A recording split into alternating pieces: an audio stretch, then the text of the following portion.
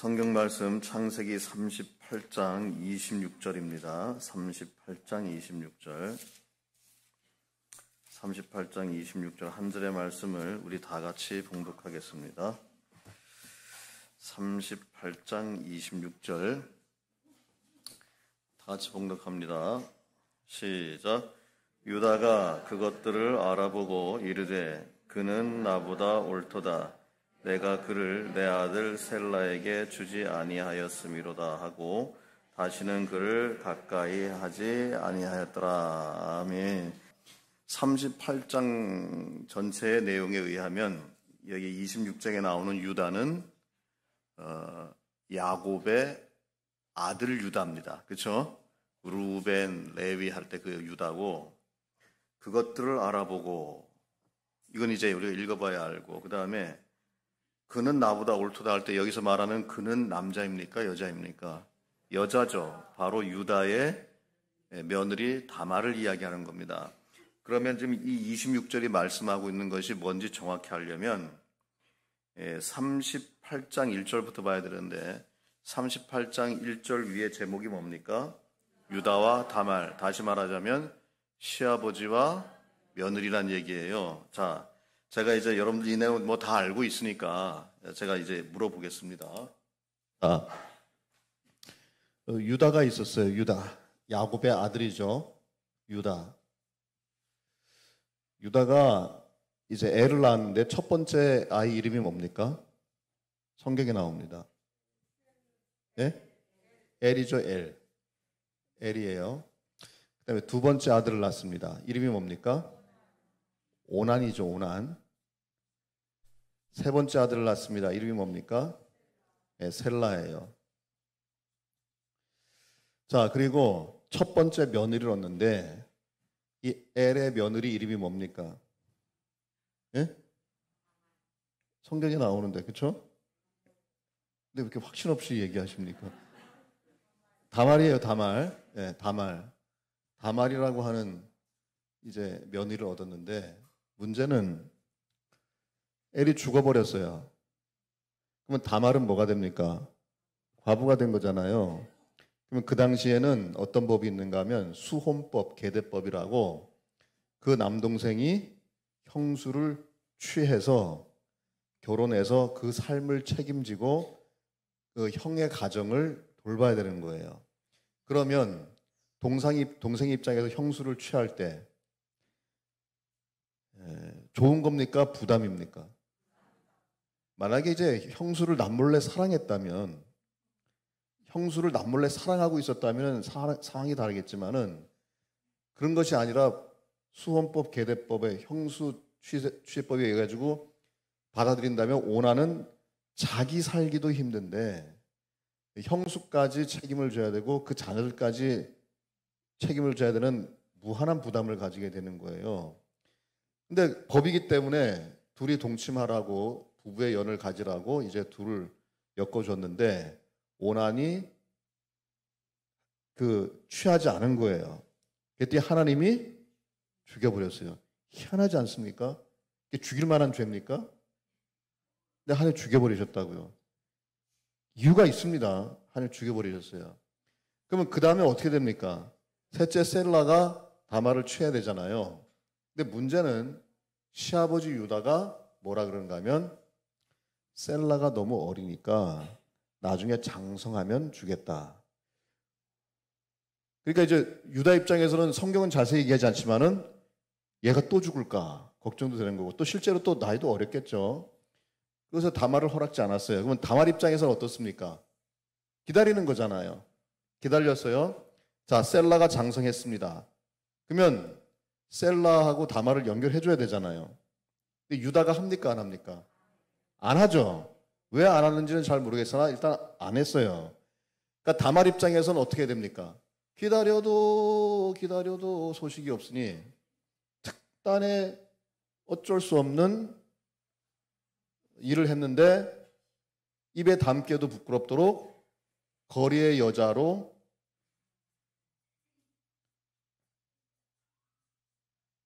변장을 해서 시아버지를 유혹해가지고 둘이 동침해서 아이를 낳았어요. 아이를 낳습니다. 이 사실을 시아버지 유다가 알고 이런 못된 XX 그러면서 죽이려고 했더니 그때 다말이 뭘 내밉니까? 시아버지가 속된 말로 화대를 내민 거예요. 네, 화대를 내밀었어요. 그랬더니 유다가 보기에 어이쿠, 누가 잘못한 겁니까? 시아버지가 잘못했잖아요. 그때 한 말이 오늘 읽은 창세기 38장 26절. 자, 다시 읽어볼게요. 유다가 그것들을 알아보고, 그것들이 뭐겠어요? 그 화대죠, 화대. 그것들을 알아보고 그는, 즉 내 며느리는 나보다 옳도다. 개역 한글에는 나보다 의롭다 그렇게 되어 있어요. 나보다 의롭다. 그리고 그 이유를 말하죠. 내가 그를 내 아들 셀라에게 주지 아니하였기 때문에 이런 사건이 터졌다 그럽니다. 자, 그러면 다말 속였죠. 시아버지 속인 거죠. 속였어요. 그것도 더러운 방법으로 속였어요. 인정하세요? 시아버지 속였어요. 굉장히 더러운 방법으로 속였어요. 그러면 이 다말은 뭐라고 평가해야 됩니까, 우리가? 얘기해 보세요. 다말 뭐라고 평가해야 돼요? 사기꾼이라고 말할 수 있을까요? 얘기해 보세요. 사기꾼이라고 얘기할 수 있을까요? 왜 이렇게 얘기를 못 하세요?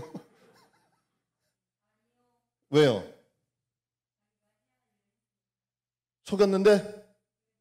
아, 그랬죠. 좋아. 자, 잘했어요. 자, 속였다. 그래도 자신의 일이었다. 그렇죠? 그리고 정상 창작이 된다. 그렇죠? 이게 이해되시는 분은 절대로 야곱 사기꾼이라고 말하시면 안 됩니다. 제가 이제 보여드릴게요. 네, 그게 결론이에요. 자, 그 얘기하려고 지금 여기 끌고 나온 겁니다. 자, 보세요. 자, 이삭이 있었어요. 리브가와 결혼했습니다. 그렇죠? 그래서 두 아들이 있었는데 에서와 야곱이 있었습니다. 원래 하나님의 뜻은 누구에게 복이 주어지는 겁니까? 야곱에게 복이 주어져야 되잖아요. 근데 유다가 이상한 짓을 하듯이 이삭이 이상한 짓을 해요. 그게 뭡니까? 에서에게 복을 준다잖아요.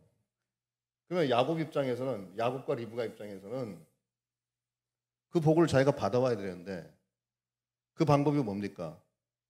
다말처럼 변장했어요. 자, 변장, 똑같은 변장이에요. 변장인데 다말은 거리의 여자로 변장했지만은 제가 지금 유아해서 쓴 겁니다. 야곱은 뭘로 변장했습니까? 형 에서로 변장을 했어요. 누가 더 나쁜지는 나중에 평가하세요.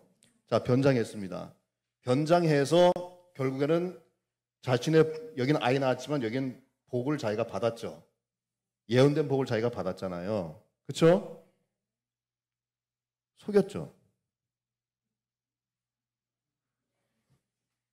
자, 속였다.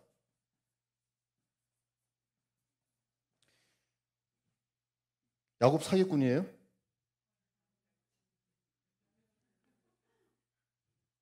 만약에 다말을 사기꾼이라 말할 수 없고 속였지만 자신 일을 한 사람이라고 얘기한다면 야곱도 속였지만 자신의 일을 한 사람이에요. 야곱이 더 위대해요. 여기는 다말은 단순히 자기가 과부되는 것을 면하기 위해서 한 짓이에요. 근데 야곱은요, 하나님이 말씀하신 계명을 어기는 이삭을 바로 잡는데 방법이 없어서 이렇게 한 겁니다. 다말도 그 방법밖에 없으니까 한 것이고 야곱도 리브가와 그 방법밖에 없어서 한 거예요. 그런데 왜 다말은 천하의 더러운 사기꾼이라고 말하지 않는데 왜 야곱은 왜 말끝마다 사기꾼이라고 하느냐 그 말입니다. 그러니까 야곱을 사기꾼이라고 말하려면 다말도 천하의 더러운 여자 사기꾼이라고 해야 돼요. 그렇게 안 하잖아요. 이 문제를 풀어보시란 말이에요. 제가 그러면서 깨달은 게, 야곱을 입에 거품 물고 말끝마다 사기꾼이라고 말하려면 무척 조심해야 되겠다. 그 생각을 하게 된 것이고, 결국 이 아이를 통해서 누가 태어나느냐? 다윗이 태어나고 솔로몬이 태어나고, 결국에는 마태복음 1장 족보에 이 다말의 이름이 나오면서 예수님이 태어나신 거예요. 그래서 하나님이 죽이셨다는 거예요. 이제 구원사적인 면을 볼 때, 아니 이게 죽일 일인가? 하나님 보시기엔 죽일 일이었어. 왜? 이게 이어져야 예수 메시아가 올 수 있는데 그걸 안 하기 때문에 죽였다 그 말이에요. 그만큼 무서운 거였어요. 그리고 유다가 다말에게 너는 나보다 옳도다, 너는 나보다 의롭다라고 할 때, 유다는 그 말을 무슨 의미를 했는지 모르지만 구속사적으로 볼 때에는 그 의롭다는 것은 너는 약속의 피를 잊게 하는 의로운 사람이구나, 그렇게 해석될 수 있다는 거예요. 야곱도 마찬가지입니다. 자, 여기 이래가지고 야곱이 복을 받았죠. 그 복이 어떤 복이었느냐? 이스라엘이라고 하는 이름을 얻는 복이었습니다. 제가 누차 강조하지만 야곱이 받은 복은 물질적인 복이 아닙니다.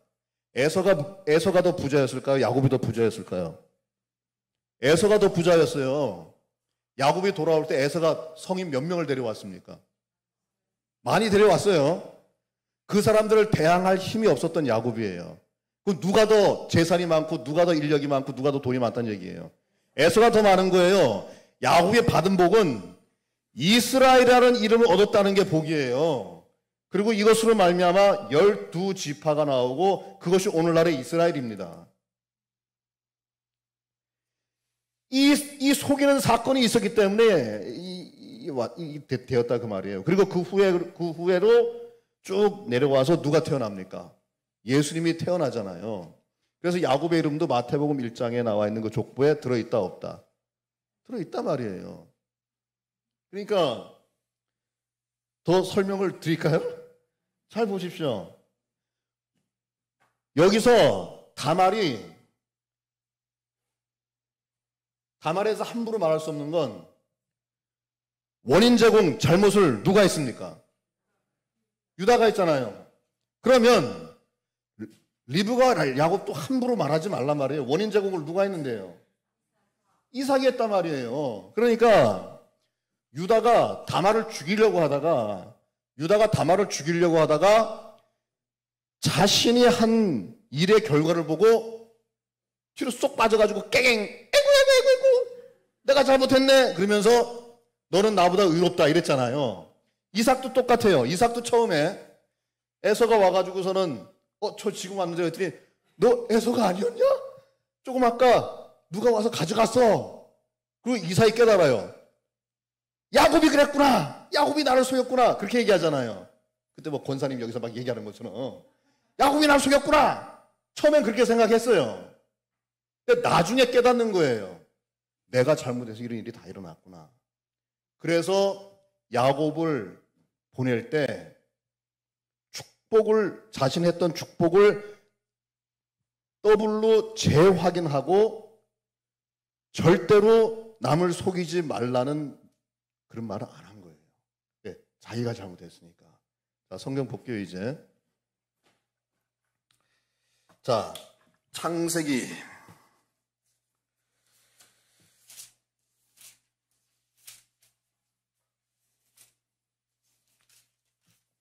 27장 보시기 바랍니다.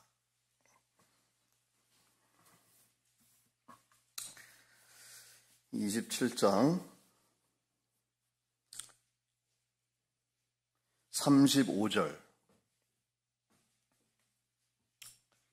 찾으셨어요? 35절. 이삭이 이르되 내 아우가 와서 속여 내 복을 빼앗았도다.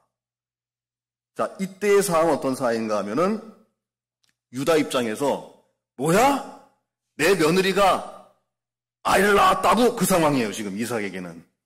이때는 정말 화가 난 거예요, 지금 이삭이. 내가 조금 아까 축복했는데 너가 아니었어? 이거 야곱이 와서 날 속였구나. 그렇게 생각한 거예요. 그랬더니 약삭 빠르고 교활한 에서가 그 말을 싹 받아가지고 36절에 뭐라 그럽니까? 에서가 이르되 그의 이름을 야곱이라 함이 합당치 아니합니까? 그가 나를 속이 벌써 두 번째다. 첫 번째 팥죽 샀는데 속였다. 이거 사실이에요, 거짓말이에요? 예? 아니, 거짓말인 거 지난주에 다 얘기했잖아요. 아직도 이해 못하세요? 팥죽 사건 100번, 200번 읽어보세요. 야곱이 속인 거 하나도 없어요. 에서의 좀 멍청한 부분을 야곱이 약삭 빠르게 이용한 얄미운 건 있어도 속인 건 없어요. 지가 잘못해놓고 나중에 덮어씌우는 거예요. 그 두 번째 속였다 그러는데 이것은 아버지가 속였다 그러니까 그 말을 딱 받아서 얘기하는 거예요. 그리고 그의 이름이 야곱이 속인다는 거 맞지 않습니까? 여러분, 야곱의 이름은 사기꾼이 아니에요. 발목을 잡았다는 거지. 그러니까 그 야곱이라고 하는 히브리어를 살짝 점을 이렇게 돌리면 사기꾼이 돼요. 말장난을 한 거예요. 예를 들어서 제 이름이 김철웅이잖아요. 보세요. 그의 이름이 김철웅인 거 맞지 않습니까? 그의 머리가 쇠 같지 않습니까? 그렇게 얘기한 거랑 똑같다고 보시면 돼요. 그렇다고 내 머리가 쇠예요? 아니잖아요. 그러나 말은 되잖아요. 김철웅, 철이다. 말은 되는 거예요. 그런 식으로 말장난을 에서가 한 겁니다. 그러고 나서 시간 지난 다음에 보세요. 46절 보면 27장 46절 리브가가 이삭에게 이르되 내가 햇사람의 딸들로 말미암아 내 삶이 싫어졌거늘 야곱이 만일 이 땅의 딸들 곧 그들과 같은 햇사람의 딸들 중에서 아내를 맞이하면 내 삶이 내게 무슨 재미가 있으리까? 28장에 가서 이삭이 이제 야곱을 보냅니다. 야곱을 보내요. 그러면 굉장히 중요합니다. 잘 보세요. 28장에 이삭이 야곱을 불러 그에게 축복하고 또 당부하게 이르되 자, 두 가지가 나와요. 축복이 나오고 당부가 나오죠. 축복은 복이고 당부는 어드바이스예요. 충고를 주는 겁니다. 그런데 어떤 축복과 어떤 충고가 있는지 보세요. 너는 가나안 사람의 딸들 중에서 아내를 맞이하지 말고 일어나 밧다나무로 가서 내 외조부 부두엘을 집에 이르러 거기서 외삼촌과 라반의 딸 중에서 아내를 맞이하라. 이것이 충고예요. 이것이 당부입니다. 너 여자 잘 골라라. 그 뜻이에요. 그리고 그 다음엔 복을 주는데 3절 전능하신 하나님이 내게 복을 주셔 내가 생육하고 번성하게 하여 내가 여러 족속을 이루게 하고 아브라함에게 허락하신 복을 내게 주시되 너와 함께 내 자손에게도 주사 하나님이 아브라함에 주신 땅 곧 내가 거류하는 땅을 내가 차지하게 하시를 원하노라. 아브라함 때부터 내려왔던 복을 누구에게 드려야 합니까? 야곱에게 하잖아요. 자, 아까 야곱에게 축복했죠. 근데 그걸로 모자랐나요? 왜 또 다시 할까요? 첫 번째 했던 축복과 두 번째 했던 축복의 이삭의 마음가짐이 달라요. 첫 번째는 하고 나서 후회했어요. 내가 속았구나. 두 번째는 속은 게 아니라 내가 잘못했구나를 깨달은 거예요. 내가 잘못한 거구나. 그래서 그 복을 다시 주는 것이고 제대로 주는 거예요. 아브라함에서부터 있었던 복을 제대로 주는 겁니다. 근데 여기서 충고 가운데 너 나 속였지. 내가 아버지니까 너 용서하지. 삼촌 집에 가서는 절대로 너 남 속이지 말아라. 그런 얘기 합니까 안 합니까? 해야 돼요. 해야 되잖아요 지금. 해야 되는 입장인데 안 해요. 왜 안 합니까? 자기가 잘못했으니까.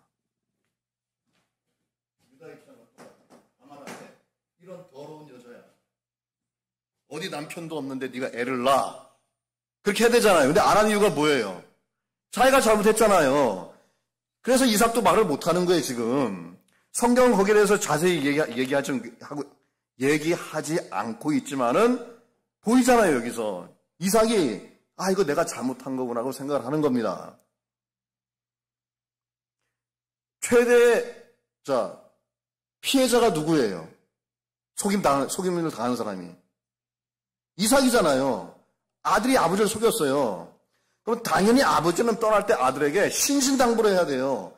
너 다시는 어디 가서 너 남 속이는 행동하지 말아라.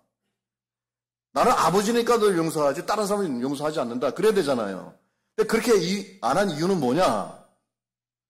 이삭이 원인 제공이 나에게 있구나. 내가 잘못했구나를 깨달은 거예요. 그래서 이삭도 처음에 못 모를 때는 속였구나 했지만 그 뒤부터는 야곱에게 사기꾼이라고 말하지 않습니다. 하나님도 말하지 않아요. 그런데 우리는 줄기차게 그동안 말끝마다 야곱 사기꾼이라고 얘기했다고. 나중에 천국 가서 할아버지 어떻게 볼까요? 야곱 할아버지 어떻게 볼까요? 자, 이게 메투엘리 주석입니다. 메투엘리는 17세기, 18세기를 살았던 성경학자인데 메투엘리 창세기 주석이에요. 번역서도 있고 원서도 가지고 있는데 영어 원서도 영국 사람입니다. 흔히 서양 철학을 말할 때 플라톤을 말해요. 플라톤. 그래서 서양 철학은 플라톤의 철학책의 풋노트, 각주에 불과하다라고 얘기할 정도로 플라톤의 철학책은 굉장히 중요해요. 근데 주석은요, 이 세상에 있는 모든 주석은 메투헬리 주석의 각주에 불과하다라고 얘기할 정도로 메투헬리의 주석은 어느 종파, 어느 종교, 심지어 이단도 인정하는 그러한 무게가 있는 주석이에요. 이 주석에서 이 부분을 어떻게 설명하고 있는지 제가 안경을 벗고 제대로 제가 읽어드릴게요. 자, 보이시죠? 밑줄 치고 빨간 한 거. 예. 안 보이세요?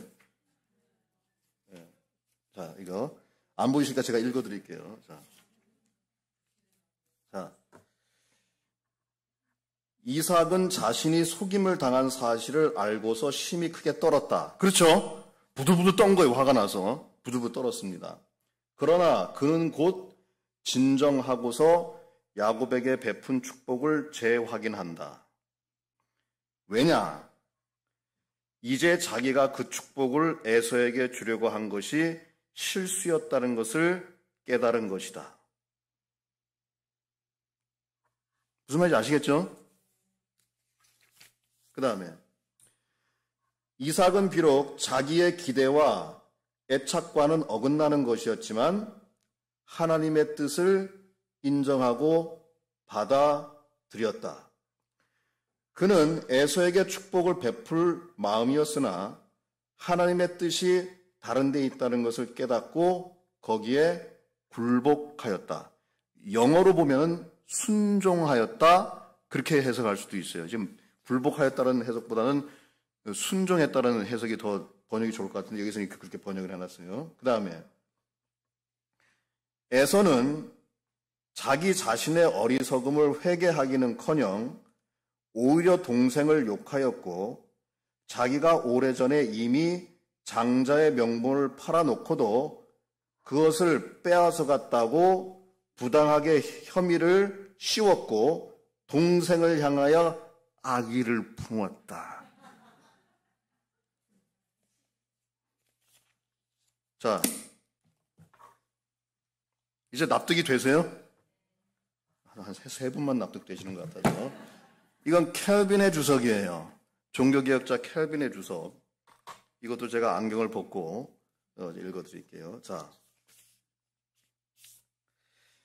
여기서 인식해야 할 것은 사건의 원인을 행위 자체에서 추적해서는 안 되며 그 원인이 하나님의 영원하신 계획 안에 감추어 있다는 것을 알아야 된다. 그러니까 속였다는 행위 자체가 아니라 하나님 원래의 목적이 뭐였는가를 봐야 된다는 겁니다. 족장을 당황케 하는, 즉 이삭을 당황케 하는 두려움이었다. 그는 자기 잘못을 깨닫자마자 곧 두려움에 휩싸였다. 그리고 그 다음 말을 하는데 만약에 그걸 깨닫지 못했다면, 자기 잘못이 아니라는 걸 깨닫지 못했다면 축복을 도둑질한 야곱에게 어찌 여러 같이 노하지 않았겠는가. 처음에는 그랬죠. 근데 나중엔 그렇게 안 하잖아요. 그 이유가 뭐냐는 겁니다. 이삭의 깨달음은 하나님 말씀을 비로소 상기하기 시작했다. 그 하나님 말씀 뭔가 하면 5개월에 야곱에게 가야 된다는 하나님 말씀을 상기했다는 겁니다. 자, 에서의 마음이 참의 의식에 감동되지 않았다는 것이 드러나고 있다. 잘못을 자기 자신에게 돌리지 아니한다. 자기의 모든 노여움을 동생에게 뒤집어 씌운다. 자, 그러니까 여러분, 야곱이 잘했다는 얘기 아니에요. 다말이 잘했다는 얘기 아닙니다. 근데 이렇게 얘기하면 꼭 뭐라고 반론하는가 하면, 아이고, 목사님, 하나님 말씀 이루기 위해서는 수단과 방법을 가리지 않고 남 속이는 것도 가능한 겁니까? 이렇게 물어요. 제가 지금 그 얘기하고 있는 게 아니에요. 그 얘기 한 적이 없어요. 성경 속에 하나님 말씀을 이루기 위해서 비윤리적인 행동을 한 것이 몇 군데 있는데 대표적인 것이 이 두 개밖에 없어요. 지금 그 얘기를 하고 있는 게 아닙니다. 그리고 다말과 야곱이 잘했다는 얘기가 아니에요. 그러나 그것 때문에 평생 말끝마다 입에 거품 물어가면서 야곱은 사기꾼이라고 말하기에는 너무했다는 거예요. 근데도 계속 이렇게 주장하는 분들이 있어요. 아이, 속이긴 속였잖아요. 그러면은 자기 살겠다고, 내가 계속 얘기하지만, 자기 살겠다고 자기 부인을 부인한 그 두 번 부인한 부인 사건 했던 아브라함은 왜 사기꾼이라고 얘기하지 않냐 말이에요. 또 그 아버지 따라서 이삭도 그 아버지의 그 아들이라고 자기 부인한 사건은 왜 그것도 속인 건데 왜 그 사기꾼이라고 얘기 안 하냐 말이에요. 여기에 해답이 나와야 돼요. 무슨 말인지 아시겠죠? 정확한 것은 실제로 속임을 당했던 이삭도 처음에 너가 날 속였구나 생각하다가 그 뒤부터 그 말 안 해요. 그리고 하나님도 한 번도 말씀 안 하세요. 다말도요, 하나님이 다말과 같이 음탕한 여자라고 말씀하신 적이 없어요. 오히려 유다는 너는 나보다 의롭다 그랬어요. 그러니까 이런 얘기를 듣고 아직도 목사님 그래도 저는 야곱은 사기꾼이라고 말해야 속이 편해요. 그렇게 하세요. 그렇게 하시고 나는 야곱이 천하의 사기꾼이고 속이는 자라고 자꾸 얘기해야 내게 은혜가 되고 나는 잘 됩니다. 그렇게 하시면 됩니다. 그러나 조심해서 얘기를 해야 됩니다. 저는 야곱이 사기꾼이라고 생각지 않는 사람이에요. 근데 이제 일단 속였으니까 자꾸 뭐라고 얘기를 하겠지만 분명히 저희가 지금 확인했잖아요. 파축 사건 야곱 속였어요, 안 속였어요? 속인 거 없어요. 그 다음에 라반의 그 양을 뺏어간 사건 야곱이 속인 거예요? 하나님이 꿈에 나타나서 하라는 대로 한 거예요? 하라는 대로 했잖아요. 가장 문제가 되는 거 이 사건이었는데 오늘 지금 보니까 여러분 어떻습니까? 정상 참작이 되잖아요. 그러니까 야곱을 사기꾼이라고 자꾸 말씀하시기에는 무척 조심해서 해야 된다. 또 미국 하버드 대학의 구약학 교수 중에 제임스 쿤켈이라는 사람이 있습니다. 이분이 쓰신 책에 Traditions of the Bible이라는 책이 있어요. 번역하면 구약 성경의 전통들이라는 책이 있죠. 그 책의 361페이지에 나와 있는 내용을 번역해서 이제 읽어드리면 이렇습니다. 만약 이삭이 야곱의 행동을 정말 전문 사기꾼과 같은 행동으로 결론지었다면 당연히 이삭은 야곱을 불러 야단을 치고 이미 주었던 축복을 철회했어야 마땅하다. 근데 그렇게 합니까? 안 합니까? 안 하고 오히려 다시 복을 주잖아요. 그 이유는 뭐냐? 야곱이 유다처럼 깨달았다는 거예요. 원인 제공을 내가 했구나. 그겁니다. 지금 이 내용을 책으로 쓰고 있는데 소망하기는 올해 가기 전에는 탈고가 될 것 같아요. 빨리 되면 한 가을 정도에 탈고가 될 것 같은데 이제 일이 바빠가지고 지금 전심전력을 못 쓰고 있어요. 탈고하게 되면은 이제 출판사에 보낼 건데 그 내년 정도에 아마 나오지 않겠나 생각을 하는데, 그러면 지난주와 이번 주 우리가 살펴본 이 광야 속에서의 야곱의 예배자의 모습은 무엇이냐? 지난주에도 얘기했지만 하나님이 나에게 주신 복은 절대로 남에게 빼앗길 수 없다예요. 악착같이 내 복은 내가 챙긴다예요. 악착같이. 그 군대에 있을 때 외박도 가고 특박도 가고 그리고 휴가도 가잖아요. 근데 휴가 같은 경우는 정확히 갑니다만은 특박 같은 경우는 못 가는 때가 있어요. 다들 갔는데 딱 그 시간에 무슨 훈련이 걸린다거나 무슨 상황이 걸리면 못 가는 때가 있어요. 그러면 고참들이 뭐라 그런가 하면은 이제 쫄병들이 그러죠. 안 가고 그냥 가만히 있죠. 그냥 뭐 그렇게 얘기하면 고참들이 뭐라 그러는 줄 알아요? 그런 생각하지 말라고. 군대 생활하면서 찾아 먹을 건 다 찾아 먹으라고. 그래서 고참들이 막 지휘관한테 가서 얘기해주고 다른 사람 다 갔다 왔는데 쟤만 못 갔다 왔다고 해서 막 가게 해주고 그래요.